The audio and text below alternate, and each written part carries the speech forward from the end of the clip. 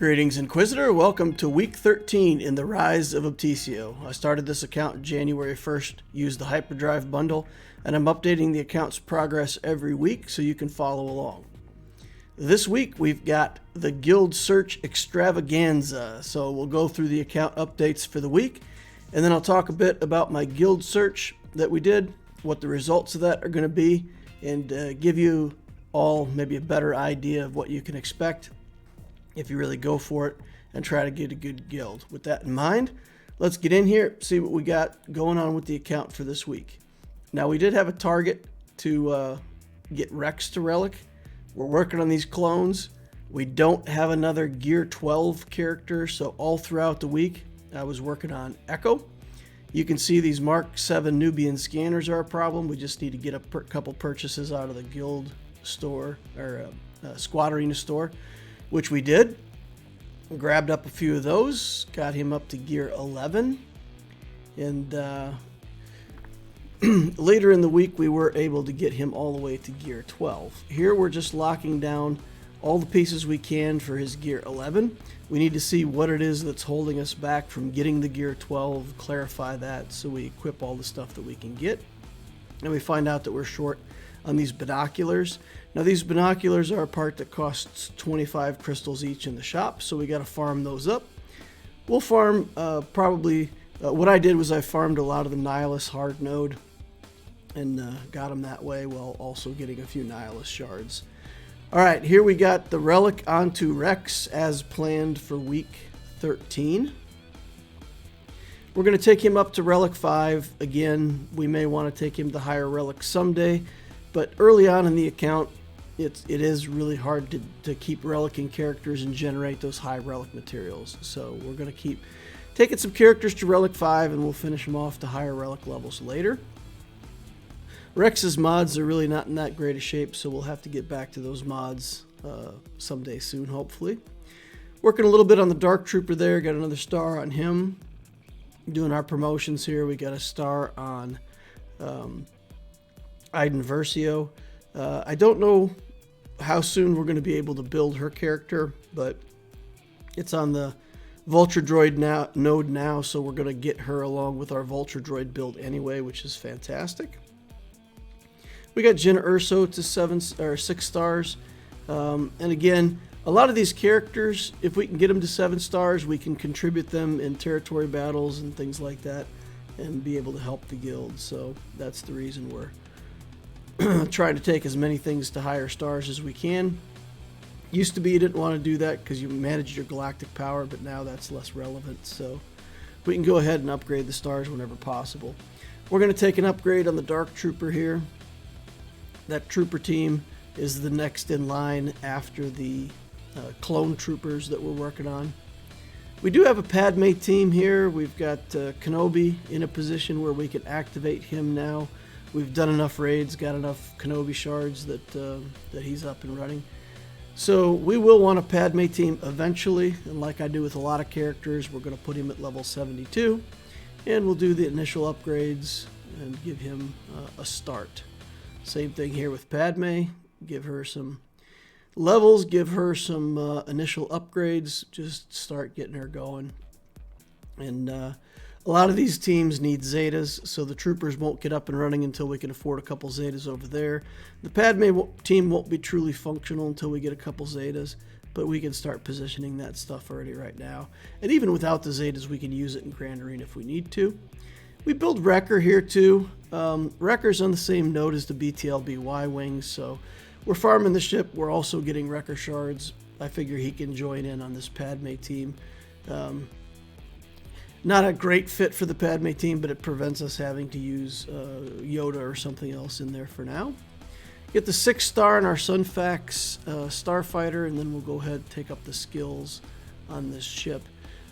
I am starting to slip in Fleet Arena placement. It's not always easy for me to get top 5 now, and some days I'm having a hard time breaking into the top 10. So usually I like to place top 5 in fleets. I don't know if I'm going to put a pause on these clones and make a hard push for the ships or not.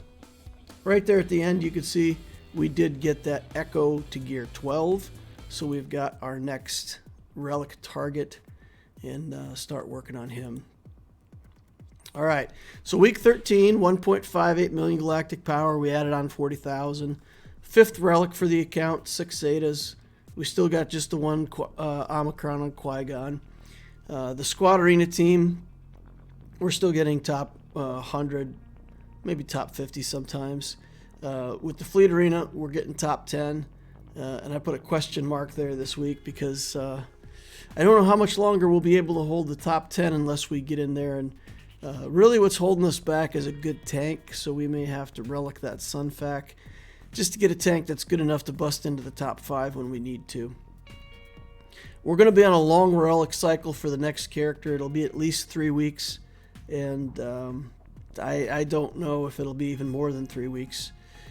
Because I had to sink all of my secondary resources into getting Echo to Gear 12, then I'm behind on my relic cycle a little bit. So almost a week behind already. So we'll take a 3-week cycle on Echo, and I'm not going to lock anything down on him. I'm going to try to farm general stuff.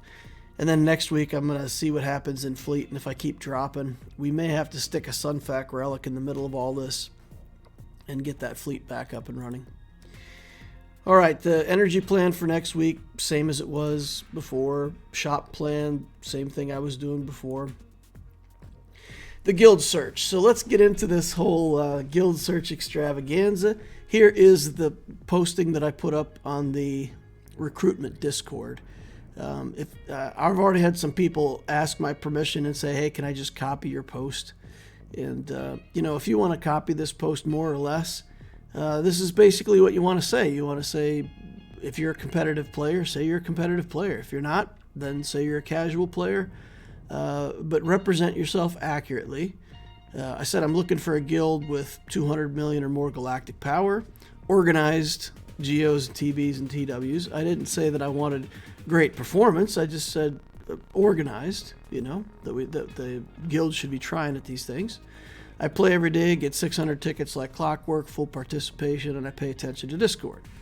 That ticks off like 7 of the things that a guild wants all in one sentence, right? They want participation, they want you in the Discord, they want you to be in the events. 600 tickets a day. So I've crossed off like a whole bunch of questions already in my post. I've got Geos done for the Watch Shards. Cam Clones will be my first relic team. And then I say here at the end, I have a plan for the account, but I'm willing to do what the guild needs if building certain teams would be a requirement to join. Because if I'm a guild leader, I'm looking at this account, I'm going, man, 1.5 million, this guy's got a long way to go. But if he builds the right first teams to help the guild, then, maybe we let him in. So I just put that in the post before, just anticipating what guilds would be looking for. Okay. So then responses. I have to say I got a lot of responses. I got what I will consider a bunch of offers to join. I also had some conversations with people that didn't conclusively end in an offer. It ended in more, okay, we'll think about it. So I didn't include those discussions in here. And I separated out the friendlies from the non-friendlies. I consider, let's say, a cold read versus somebody who recognized the Obticeo name and, made me an offer based on trying to help me out. So these guilds are in no particular order, but these are the offers that came in. So 217 million guild. They said they had 36 members. They were looking to rebuild, and they were trying to get close to 300 million. They were rebuilding with a focus on Piett and territory battles, light side territory battles. So they were planning to recruit people who would build specific teams and go for those objectives. And basically, they wanted at least 2 Piett teams to be my first 2 full relic teams, which is easy for me because I can do the Cam Clones and I can also do a full relic trooper team, Imperial Troopers. They're both good in Piett for phase 2 and 3. So no issues there. 182 million guild that said they were highly competitive. They had good stats. I didn't go into too much detail with them. 223 million guild that has 12 light side geo shards, 26 dark side, 24 watt shards, and they're in phase 2 of the sea pit.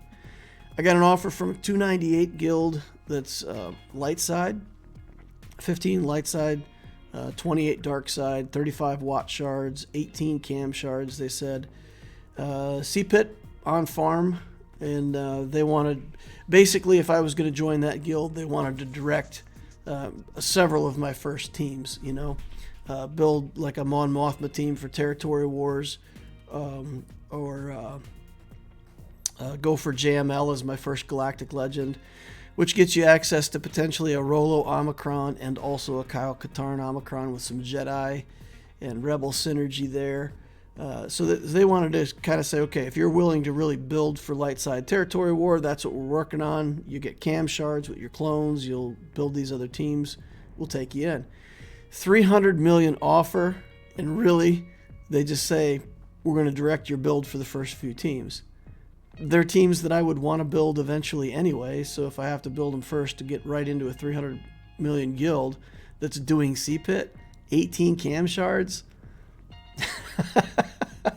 with a 1.5 million account, okay? 245 million, 13 light side, 27 dark side, 30 watt, Seaf Pits on phase 3.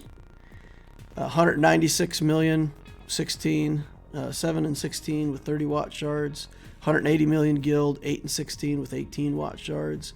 214 million guild, 11, 24 watt shards, and 2 cam. And then I had one offer that said he had about 110 million guild, and he informed me that 130 is the best for me, that I could go for more, but 130 would be the best that I would get, no more. And 130 is absolutely by far the lowest offer that I got from my posting. All right, so then friendly offers. I did ask within the Phantom group and Phantom away team. I think they're 8 light side, 19 dark side shards. They did offer to upgrade me to away team if I wanted to go. There was a 247 million guild, again, that just wanted to be able to direct my first few teams. I understand they're close on CPIT and they want more light side Geostars, so that they wanted a Padme team specifically and a Mon Mothma team and the clones to be finished. So again, a fantastic offer for this galactic power, and all I would have to do is just commit to build some light side teams first. 235 million, that was a European guild. 11 light side, 26 dark side, 27 watt shards, 90% win rate in TW. So even though this guild is only 235 million, I'm telling you guys, if you see an offer like this where everything's well organized, they've got watt shards under control, they're doing well in territory wars, these are the kind of guilds that are actually even more appealing than just the high galactic power numbers. Because these guilds are serious players and they're going to grow and they're going to be finishing CPIT soon. So that, to me, was a very nice offer. I had a friend of the channel say they could easily get me some offers of 250 million or up just to help me out if I wanted them. They acknowledged, you know, that because I've said before that I wouldn't be really looking at friendly offers, but, you know, people still reached out. That was nice. 193 million with 11 light side, 24 dark side, 33 watt. They're rotating with Hoth. And then 129 million guild with 31 light side, 11 dark side, 11 watt. So people that reached out to me, so I'm I'm honored by these offers, and I'm glad that people, of course, as soon as they saw the Obticeo name, they jumped in there. But there was also at least 2 of these people that maybe didn't recognize the Obticeo name. But when you're in a personal message with somebody, you can see shared servers. So for anybody who had a shared server as the Darth Loquitur server, then of course they went on the friendly list. But so that's the list of offers. And then in the end, I made the decision to go with the Phantom away team.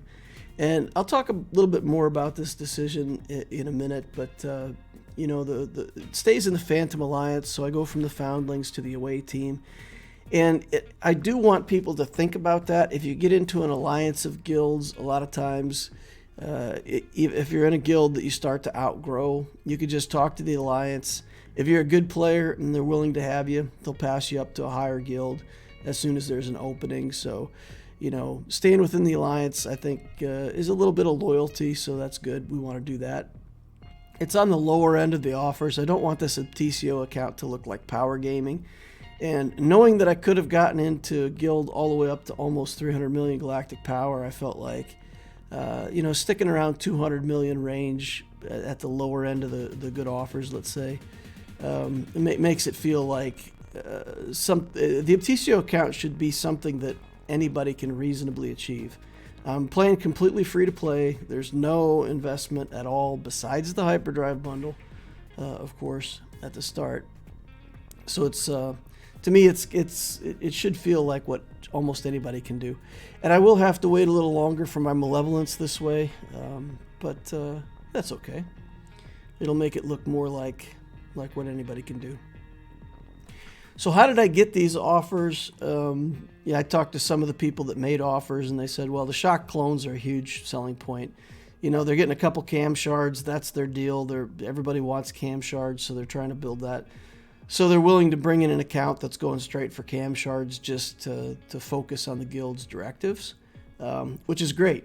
That's what I expected to be happening. That's what is happening, so that's validated.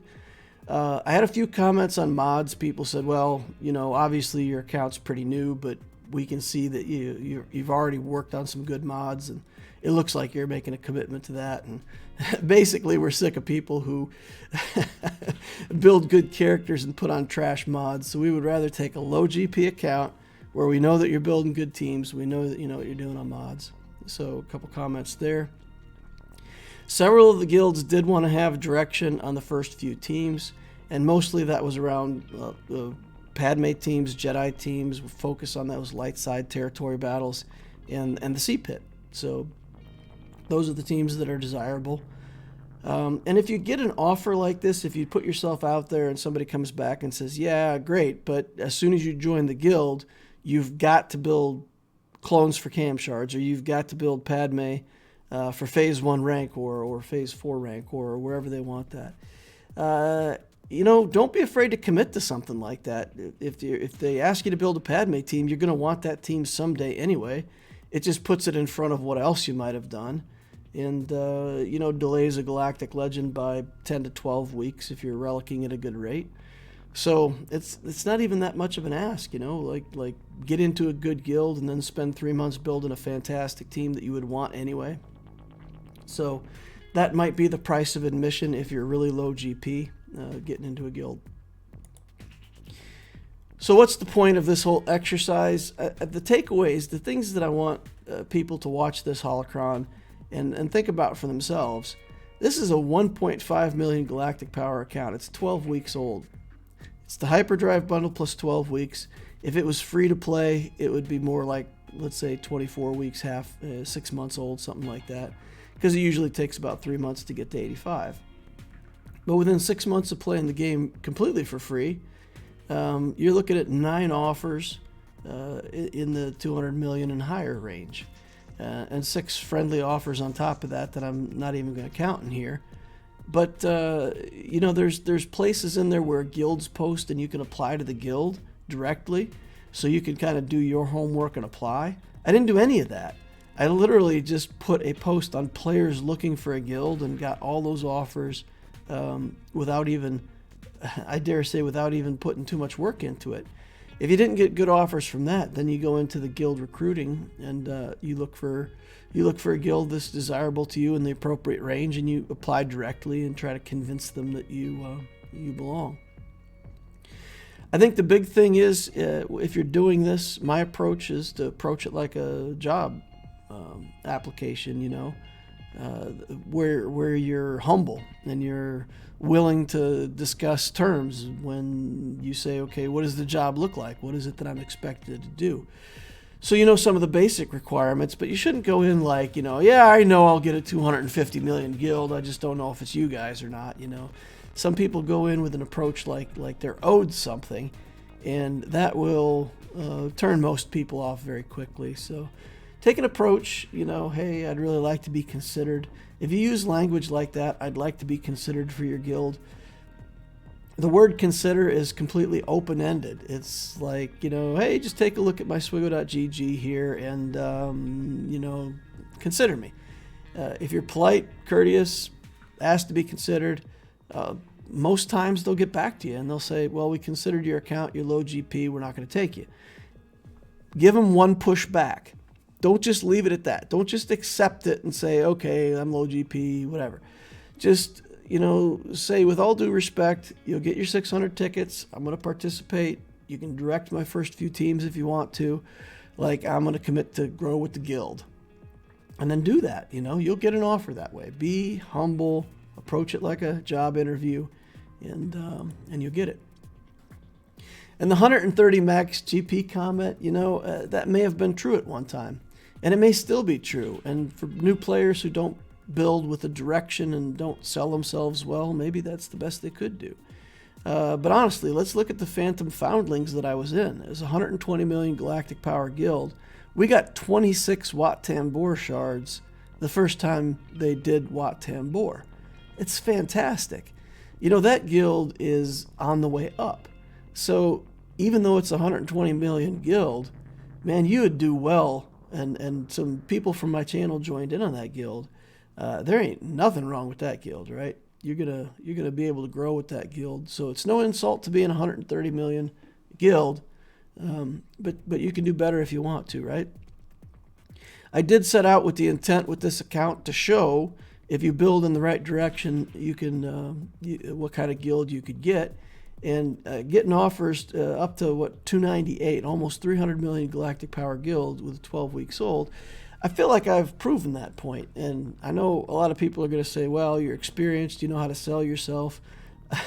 It's true. It's true. But what's also true is I'm giving you the keys to the castle with this holocron. All the wording, the comments, the attitude, I'm sharing that with you all. So there's nothing that I can do here that couldn't be duplicated by anybody else who wants to do the same thing. So should you upgrade right now? Should everybody who's not in that good of a guild just bail? And the answer to that is absolutely not. There is a balance between self-interest and loyalty. At some point, if you joined a good guild and they've helped you grow, stick with it. If you outgrow them, or especially for players who are competitive, sometimes you join a casual guild because it's got a lot of GP, they got the raids on auto, whatever, it's appealing. But then after sticking with them for three to 6 months, you find out that they're really casual. They're not really organizing the territory battles. They're not organizing their territory wars. It's just a free-for-all. People get 0 tickets and nobody cares. If that guild isn't for you, that's when you have to start thinking to yourself, well, it's really time to try to do something better for myself. So look out for yourself for the quality of your account. But don't change guilds every 2 weeks. That's not good either. That's not helping you. So I would say if your guild is organized and actively building, it's fun to stick with the same guild and help them build.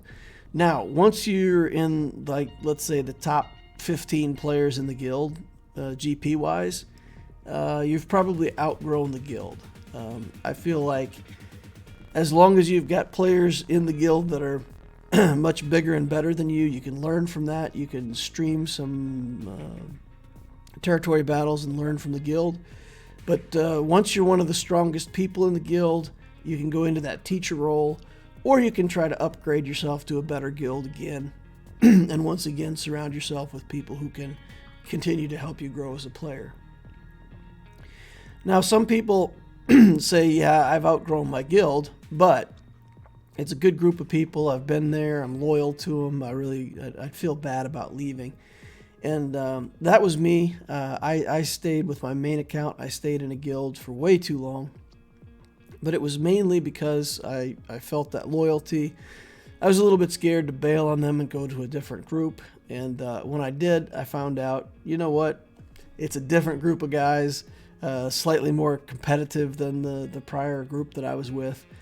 More talkative on Discord. So once I got into the community very quickly, found it was another group of good people. So if that's what's holding you back, you do at some point probably have to say goodbye and move on. So balance it, guys. Balance it. Don't just bail on your guild.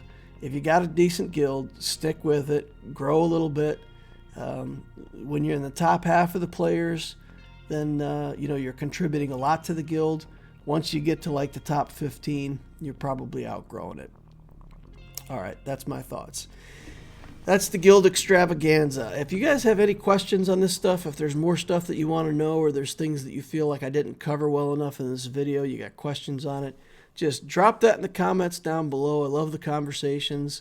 By putting in the comments down below, then of course it records that for anybody who stumbles across this video later and wants to, get some tips and advice on guild recruitment. But that's going to wrap it up for this week 13 update. Thank you all very much for watching. I appreciate each and every one of you, and I will see you in the next Holocron.